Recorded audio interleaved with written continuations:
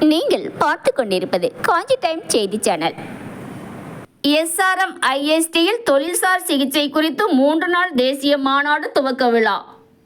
செங்கல்பட்டு மாவட்டம் காட்டாங்குளத்தூரில் உள்ள பிரபல SRM institute of science and Technology நிறுவனத்தில் நடைபெற்ற தொழில்சார் சிகிச்சை குறித்து 3 நாள் தேசிய மாநாடு துவக்க விழா நடைபெற்றது. SRM institute of science and technology இணைவேந்தர் டாக்டர் ப. சத்யநாராயணன் கலந்து கொண்டு சிறப்புரையாற்றினார். அப்போது அவர் பேசுகையில், மன இறுக்கம் உள்ளவர்களுக்கு சிகிச்சை அளிப்பதற்கான வசதிகள் அதிகரிக்கப்பட வேண்டும். அத்தகைய மையங்கள் ஒரே கூரையின் கீழ் அனைத்து சேவைகள், சிகிச்சைகள் மற்றும் நோயறிதல்களை வழங்க வேண்டும்.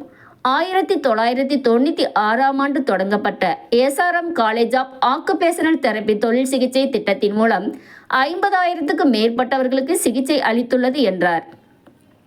சிறப்பு விருந்தினராக பங்கேற்ற அகில இந்திய தொழில்சார் சிகிச்சையாளர்கள் சங்கத்தின் AIODA தலைவர் டாக்டர் பங்கஜ் பாஜ்பாய் ஆட்டிசம் 3ஆம் நாள் மாநாட்டை நடத்தியதற்காக அமைப்பாளர்களை பாராட்டினார். மேலும் SRM College of Occupational Therapy உண்மையிலேயே ஒரு சிறந்த மையமாக இருந்தது. மாநாட்டில் உள்ள அனைவரின் அர்ப்பணிப்பு ஆழமான தாக்கத்தை ஏற்படுத்தும் என்று பாஜ்பாய் கூறினார். மாநாட்டின் ஆய்வு புத்தகத்தை அவர் வெளியிட்டு முதல் பிரதியை டாக்டர் சத்யநாராயணன் பெற்றுக்கொண்டார். எஸ்ஆர்எம் மருத்துவக் கல்லூரி, மருத்துவமனை மற்றும் ஆராய்ச்சி மையத்தின் dean doctor Nitin M. Nahargarh வரவேற்றார். துணைவேந்தர் பேராசிரியர் சி. முத்தமிழ்ச்செல்வன், பதிவாளர் டாக்டர் S. பொன்னுசாமி, கூடுதல் பதிவாளர் T. மைதிலி, எஸ்ஆர்எம் தொழில் சிகிச்சை கல்லூரி dean doctor U. Ganapathi Shankar நன்றி கூறினார்.